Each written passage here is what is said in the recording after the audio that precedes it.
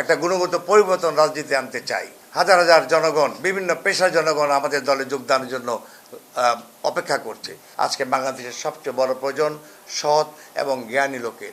আমাদের মূল লক্ষ্য কি? একটা গুণগত পরিবর্তন রাজনীতিতে আনতে চাই।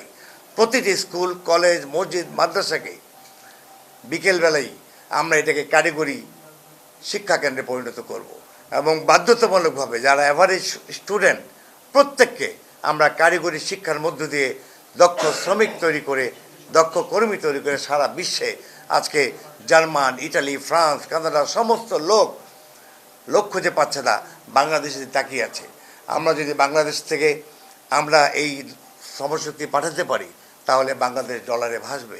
এইভাবে আমাদের মাননীয় চেয়ারম্যান প্রচুর লেখাপড়া করেন, উনি বিভিন্ন গবেষণা করেন। এর মধ্য দিয়ে আগামী দিনে আরও জানতে পারবেন।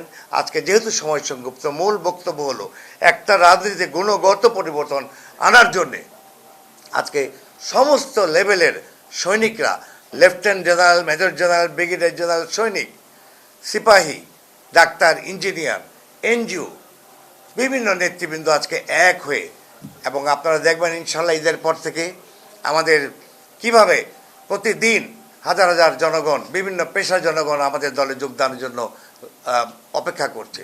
সারা পৃথিবী থেকে আমরা ফোন পাচ্ছি, ফ্রান্স থেকে, কানাডা থেকে, লন্ডন থেকে, সবাই এই ইতিবাচক রাজনীতিতে একাত্ম হতে চাচ্ছে।